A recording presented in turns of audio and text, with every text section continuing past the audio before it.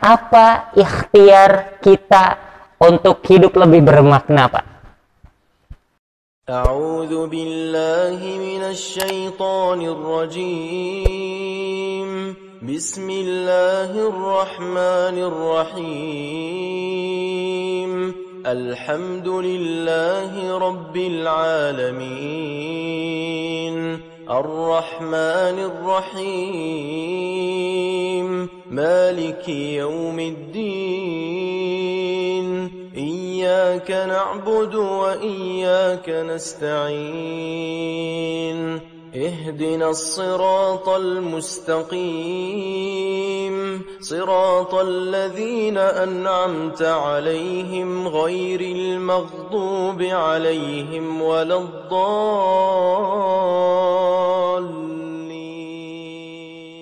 Kemudian kedua ikhwatiman rahimakumullah, kita akan menjelaskan tentang apa ikhtiar kita untuk hidup lebih bermakna, Pak. Kalau tadi keberkahan hidup digapai dengan memanfaatkan waktu di pagi hari, yang kedua, apa imbasnya? Imbasnya adalah kebermaknaan hidup. Makna hidup adalah ketika seseorang sudah bisa memanfaatkan waktu per waktu yang Allah Subhanahu wa Ta'ala berikan, sehingga efeknya akan bermakna untuk dirinya dan orang lain. Kalau ditanya gitu kan ya, banyak orang-orang yang menginginkan hidup agar bisa husnul khotimah. Ada yang tidak mau. Kadek margi nuju nundutan banyak. Ada yang tidak mau, ada gitu kan. Margi nuju nundutan teh gitu kan. Sekali lagi Pak dicek, ada yang tidak mau husnul khotimah? Berarti alhamdulillah cara lenghar sadaya. Tapi katingali teh biasanya kan upami enjing-enjing mah usah insan teh buki alit leungit teh nya. Padahal saya usah insan anu leungit bapana socana nutup gitu kan ya. Itu riskan Pak di pagi hari mah. Ikhwatiman rahimakumullah. Rasulullah Shallallahu alaihi wasallam ternyata sudah memberikan sebuah konsep, Pak. Bagaimana cara kita hidup itu mengaruh sekali dengan cara kita mati. Sabda Rasul, yamutul abdu ala ma 'asha 'alaihi wa yub'atsu ala ma mata 'alaihi. Ini konsepnya, Pak. Sekaligus menjadi teori bagaimana agar bisa husnul khatimah. Teorinya sudah dijelaskan oleh Rasul. Makanya kalau orang yang rajin ngaji mah insya Allah akan mendapatkan banyak informasi dari Rasulullah Sallallahu Alaihi Wasallam sebagai tafsiran penjelas apa yang ada di dalam Al-Quran. Salah satunya ternyata konsep husnul khotimah sudah dibocorkan oleh Rasul, tinggal komitmen dan kekuatan tekad kita. Sabda Rasul SAW dijelaskan, yamutul abdu, seorang hamba akan wafat ala ma'asya alaihi, tergantung kecenderungan cara ia menjalani hidup. Gemar ibadah, gemar melakukan kebaikan, sering berpindah dari satu kebaikan kepada kebaikan yang lainnya dalam rangka mengisi hidupnya. Yamutul abdu ala ma'asya alaihi, kelak ia akan diwafatkan di dalam keadaan seperti itu, Pak. Cok, tergantung sok orang hoyong diwafatkan Sunda deui nya. Kita ingin Allah wafatkan dalam keadaan apa? Seperti itulah. Maka lakukanlah hidup-hidup, ya lakukanlah fase-fase hidup, kegiatan-kegiatan hidup, pemanfaatannya sesuai dengan apa yang kita cita-citakan. Kemudian sabda Rasul di dalam hadis selanjutannya, wa yub'atsu, dan kelak hamba tersebut akan dibangkitkan ala ma mata alaihi, sesuai dengan cara ketika ia diwafatkan. Inti nama ternyata cara kita hidup, cara kita menjalani hidup, mengisi usia ini akan ngaruh, akan sangat berpengaruh. Cek barudak akhirnya mengefek banget gitu kan ya, damage-nya ngefek sekali terhadap cara kita wafat menghadap Allah Subhanahu wa Ta'ala.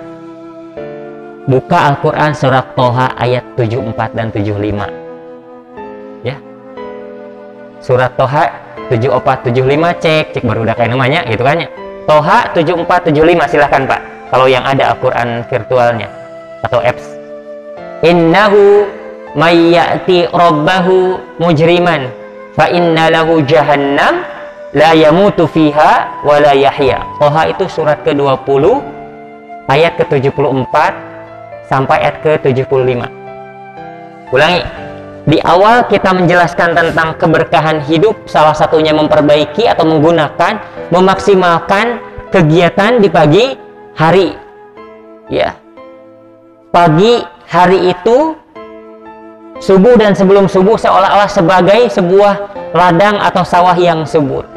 Tinggal kita siap untuk menanami kebaikan di dalamnya. Keberkahan hidup akan didapatkan untuk orang-orang yang siap memperbaiki aktivitas pagi. Yang kedua, kebermaknaan, keberartian hidup untuk dirinya, ya, dan untuk masa depannya. Salah satunya apa? Yang pertama, manfaatkan, isi, jalani waktu ketika hidup dengan kecondongan-kecondongan di dalam kebaikan. Karena tadi konsep yang pertama, teori yang pertama, sabda Rasul, yamutul abdu ala ma'asya alaihi, seseorang akan wafat tergantung kecondongan, kebiasaan, kegemaran atau hal yang rutin dia lakukan. Gemar maksiat, maka mungkin kemaksiatannya akan menjadi sebab kematiannya. Nauzubillah min dzalik tuh. Ya. Kemaksiatannya yang dilakukan akan menjadi sebab kematian. Atau pupusnate, meninggalnya itu dalam keadaan biasa-biasa saja, tapi sebelumnya banyak dosa-dosa maksiat yang tidak diistighfari. Inilah yang disebut sebagai yamutul abdu ala ma'asya alaihi. Itu konsep yang pertama dari Rasulullah SAW tentang bagaimana trik husnul khotimah. Yang kedua, Allah pun memberikan informasi, Pak. Apapun keadaan kita, bagaimanapun konsep hidup yang kita yakini dan kita jalankan di dalam kehidupan kita sehari-hari, itu akan masuk kepada dua cara mati. Ya, konteks ayat ini adalah untuk Fir'aun pada waktu itu yang dinasehati oleh ahli-ahli sihir.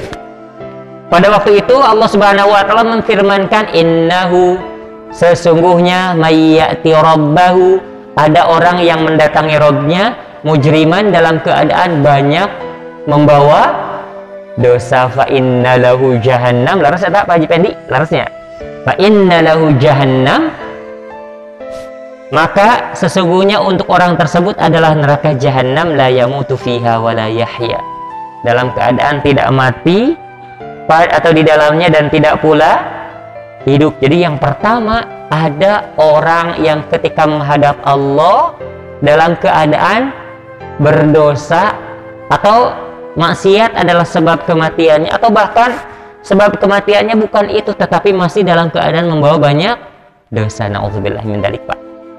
Kalau kita termasuk kategori orang yang menghadap Allah dengan cara seperti ini, wal'iyadzubillah, nauzubillahi min dzalik, seolah-olah apa yang kita upayakan itu, Pak, nauzubillah, kalau ternyata nasib kita dikarenakan cara kita hidup tidak hati-hati, kemudian kurang gemar melakukan kebaikan-kebaikan, sampai-sampai waliyadzubillah menghadap Allah dalam keadaan berdosa atau masih membawa banyak dosa.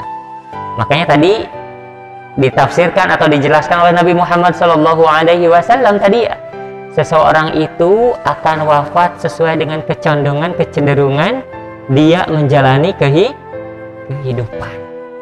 So, keinginan untuk husnul khotimah, ya, maka wujudkan dengan action yang nyata, ya, aksi nyatanya seperti apa. Yang kedua, Allah Subhanahu wa taala menjelaskan di dalam ayat lanjutannya, yakni surah Thaha ayat ke-75-nya, wa may ya'tihi mu'mina qad 'amila sholihati fa inna lahumud darajatul ula. Ikhwati iman rahimakumullah. Dan adapun orang yang menghadap mendatangi Allah Subhanahu wa taala dalam keadaan beriman, kemudian sebelumnya sibuk dengan amal soleh, seperti tadi apa yang Rasulullah SAW sampaikan, aktivitas sehari-harinya, kecenderungannya banyak melaksanakan amal soleh sehingga diwafatkan dalam keadaan demikian, maka Allah Subhanahu wa taala menyampaikan fa inna lahumud darajatul ula, sesungguhnya untuk mereka Allah anugerahi derajat yang tinggi. Ini jadi nyambung apa yang Allah Subhanahu wa taala sampaikan tentang konsep kebermanfaatan atau kebermaknaan hidup, ya, antara informasi dari Allah Subhanahu wa taala. Semuanya Masya Allah tuh, Allah sudah memberikan informasi sedari awal bahwa siapapun kita mau masuk meninggal kategori yang mana.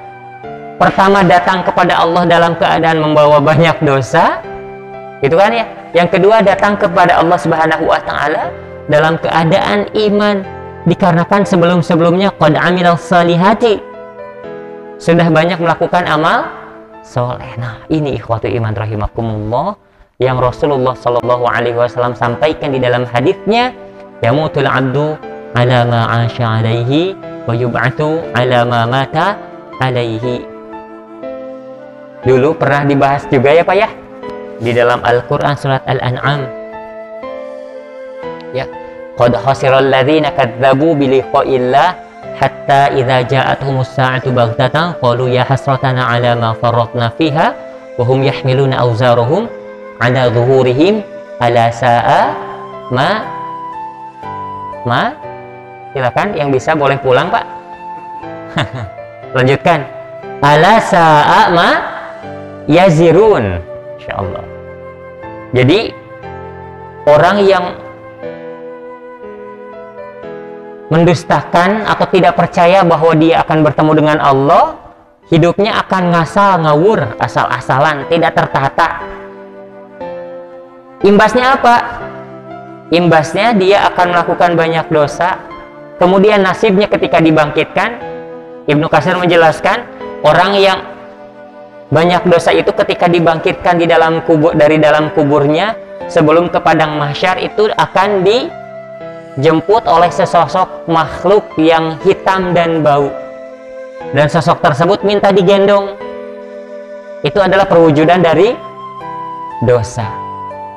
Ikhwatu iman rahimakumullah, kalau dosa yang kita lakukan itu diwujudkan dengan bau Pak, setiap kali kita melakukan dosa, kemudian timbul bau pada diri kita, terus menerus dosa akan membuat kita bau, mungkin ya kita termasuk atau orang-orang atau diantara makhluk Allah yang akan saling menjauhi satu sama lainnya adalah manusia.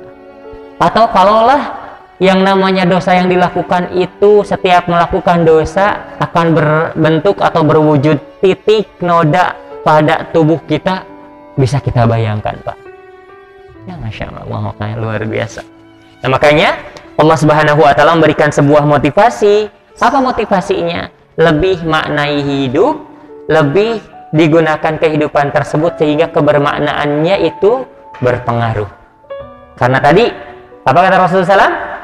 Kata Rasul, seseorang akan mati atau wafat sesuai dengan cara ia menjalani hidupnya.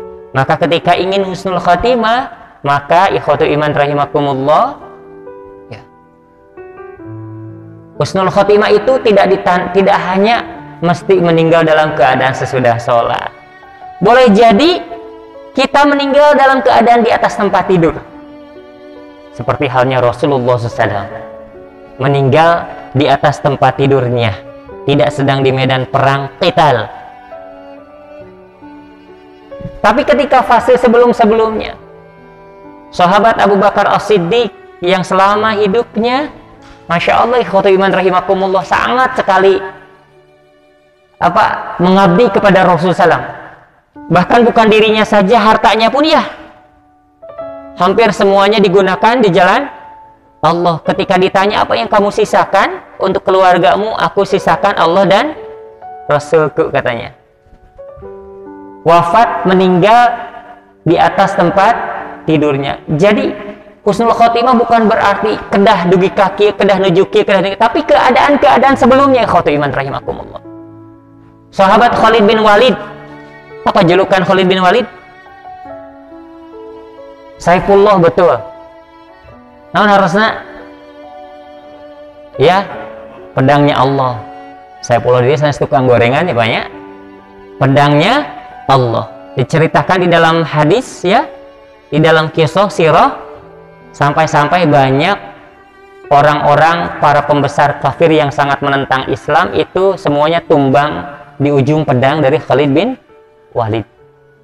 Sampai 100 kali pertempuran beliau ikuti. Padahal sebelum Muslim, Masya Allah, beliau adalah termasuk orang yang paling tidak suka terhadap Rasulullah Sallallahu Alaihi Wasallam. Nah, ketika Muslim, Masya Allah, dedikasi totalitas menghambanya, kemudian berpindah dari satu kebaikan kepada kebaikan-kebaikan yang lainnya, yang akhirnya walaupun ia termasuk orang yang paling on fire di medan perang, tapi wafat di atas tempat tidurnya bukan berarti tidak husnul khotimah. Karena husnul khotimah adalah fase-fase apa yang ia lakukan sebelum wafat itu. Ikhwatu iman rahimakumullah. Kemudian Ali bin Abi Thalib radhiyallahu taala anhu karamahullahu wajhah, termasuk orang yang paling berani ya, sampai-sampai rela untuk menggantikan posisi Rasulullah SAW ketika sedang terancam di rumahnya ya. Ikhwatu iman rahimakumullah. Nah makanya tadi, nah konsep husnul khotimah itu ada 4 Pak, salah satunya minimalnya 4. Pertama, ketika kita wafat dalam keadaan tidak sedang menyekutukan Allah, maka perbaiki tauhid kita Pak. Upami masih kena ayeuna, masih kena gaduh sangkutan atau napi kaitan sareng kepercayaan untuk itu kudu kieu gitu kan ya, tergantung kepada sosok manusia ya, kedah kaditu heula meh kenging ieu gitu kan ya, syaratna kedah perbaiki Pak. Karena tidak akan bisa, Rasulullah SAW di dalam berbagai keterangan tidak akan bisa untuk husnul khotimah ketika seseorang tauhidnya bermasalah. Maka perbaiki, jangan sampai ada kesyirikan yang dilakukan ya. Dulu saya pernah menjelaskan ya, di kita mah kadang-kadang kalau lewat ke tempat yang disangka angker, punten gitu kan ya, gitu. Atau napi ngaku jadi incu na, bah teu yang dikukumaha abi incu gitu kan ya. Takut manusiawi, tapi mengekspresikan takut itu adalah manifestasi dari akidahnya selamat atau akidahnya bermasalah Pak ya. Ikhwatu iman rahimakumullah, di urang kadang-kadang gitu nyebut punten berarti menyandarkan perlindungan kepada sosok yang kita takuti Pak. Berbeda ketika kita khawatir, takut, was-was dengan berucap a'udzu bikalimatillahi tammati min syarri ma. Hati-hati Pak, karena tauhid atau akidah yang jauh dari syirik adalah cara yang pertama untuk menggapai husnul khotimah. Ternyata perbaiki akidah kita. Kadang-kadang kita menisbatkan abi, incu, mbah gitu kan ya, karena takut ya melewat ke tempat anu poe gitu kan ya. Ada tuntunan dari Rasulullah SAW ketika mengekspresikan rasa takut dan khawatir. Manusiawi kan ya Pak ya, upami orang takut atau pisieun manusiawi, tapi hati-hati cara mengekspresikannya karena urusannya kaitannya dengan ketauhidan ya. Maka antamuta ya bihusnul khatimah, engkau akan wafat dengan husnul khatimah. Salah satunya apa? Bila syirkin, dengan cara tidak melaksanakan sebuah kesyirikan. Maka perbaiki tauhid kita.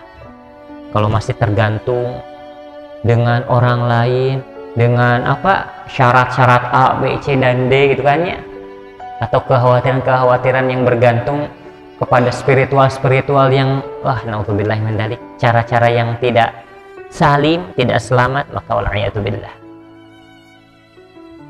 Yang kedua, ikhwatu iman rahimakumullah, husnul khotimah itu salah satunya bila nifaqin, dengan tidak ada unsur kemunafikan yang kita lakukan.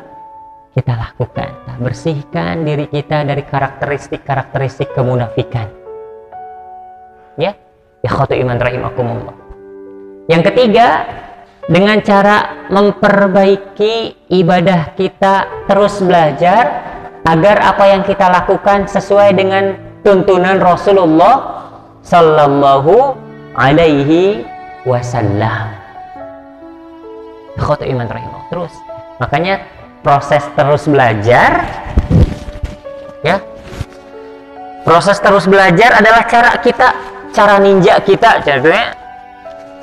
Terus belajar adalah jalan ninjaku untuk lebih baik, gitu kan?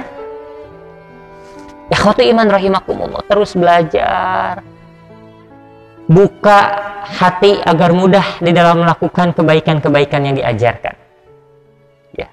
Makanya ikhwatu iman rahimakumullah, agar menerima hal yang baik, hal yang benar, salah satunya mohon bantuan kepada Allah. Salah satunya doanya apa Pak? Allahumma arinal haqqa warzuqna tiba'ah wa arinal batila warzuqna tinabah. Ketika tahu kebaikan itu adalah baik, kebenaran itu benar, mohonkan kepada Allah agar dimampukan untuk mengikutinya. Ya. Qiyamul Lail itu sangat kita yakini kebenarannya, faidahnya, manfaatnya. Tidak cukup hanya diketahui saja, tapi berikan atau mohonkan kemampuan agar bisa mengikuti kebenaran tersebut. Ya, ikhwatu iman rahimakumullah, banyak kita ada, ya, kadang-kadang kebenaran kesamaran itu sering dibungkus dengan hal-hal yang berbeda dengan yang lainnya. Maka masya Allah, salah satunya libatkan Allah di dalam proses belajar kita. Wa arinal batila, dan perlihatkanlah kepada kami kebatilan. Batila itu adalah batil, salah. Warzuqna ijtinabah, dan berikanlah kami kemampuan untuk bisa menjauhinya. Ada orang yang tahu ini teh tidak baik, ini syubhat, bahkan bukan syubhat lagi tapi haram, tapi seolah-olah Allah tidak memberikan kemampuan untuk bisa menjauhinya, dikarenakan hanya sebatas pengetahuan saja. Nah, makanya untuk talibul ilmi, untuk para pencari ilmu, sama semua manusia juga termasuk para pencari ilmu, salah satunya adalah doanya tadi, ya Allah, perlihatkanlah kepada kami kebenaran itu benar, dan berikanlah kami anugerah untuk mengikutinya. Berikanlah atau perlihatkanlah kepada kami kebatilan itu batil, dan berikanlah kami kemampuan untuk menjauhinya. Nah, itu.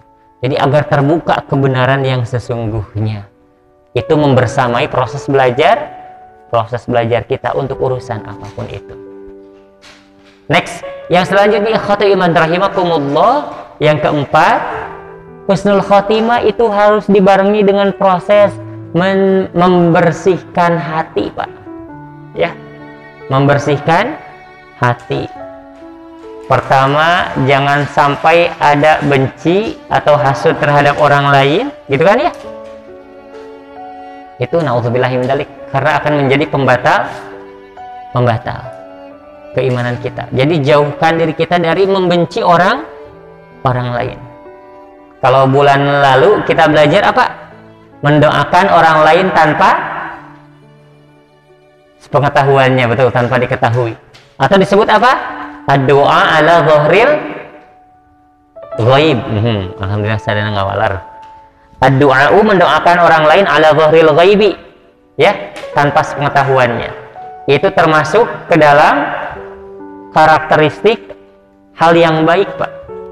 Nah, makanya masya Allah, para ulama menjelaskan bahwa gapai husnul khotimah salah satunya dengan menghilangkan hasud, kebencian terhadap orang lain. Komo upami benci nate tidak beralasan, kunaon kah keheul kasih fulan, teuing kunaon pokona keheul we cenah teh, walaya billah. Nauzubillahi min dzalik. Nah, ini adalah proses yang harus terus-menerus kita perbaiki, ikhwatu iman rahimakumullah. Nah, yang terakhir, ikhwatu iman rahimakumullah, kebermanfaatan hidup, ya, adalah atau dilakukan dengan cara apa? Bersemangat di dalam melakukan kebaikan. Terakhir, saya akan menyampaikan sebuah hadis dari Rasulullah SAW bahwa bagaimana tuh di dalam proses berbuat baik itu, maka harus menghadirkan 3 hal. Pertama, ihris ala ma yanfa'uka, bersemangatlah untuk melakukan apa yang memberikan kamu manfaat. Ya. Ketika beribadah itu yang harus dihadirkan semangat, Pak.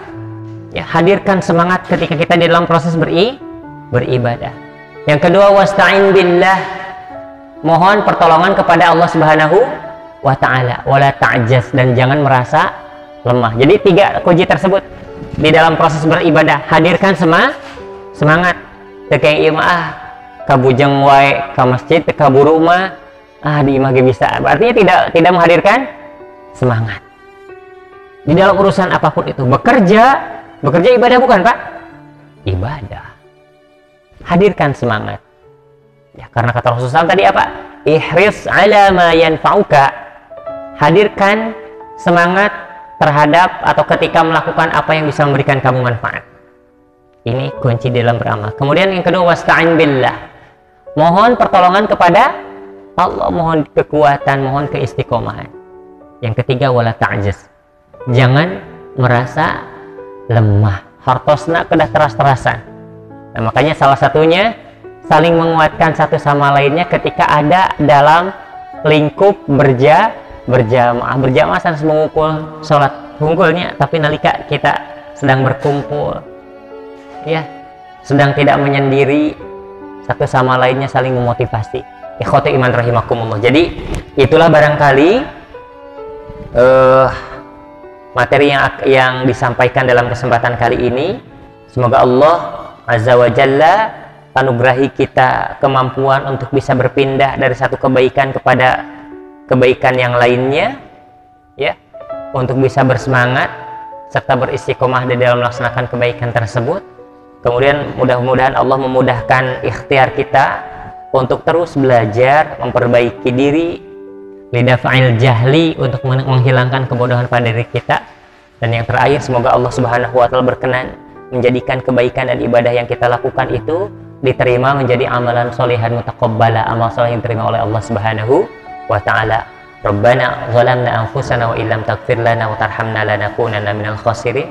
Allahumma inna nas'aluka fi'lal khairat wa tarkal munkarat wa hubbal masakin wa an taghfir lana wa tarhamna wa idza aradta fitnata qaumin fatawaffana ghairu maftun.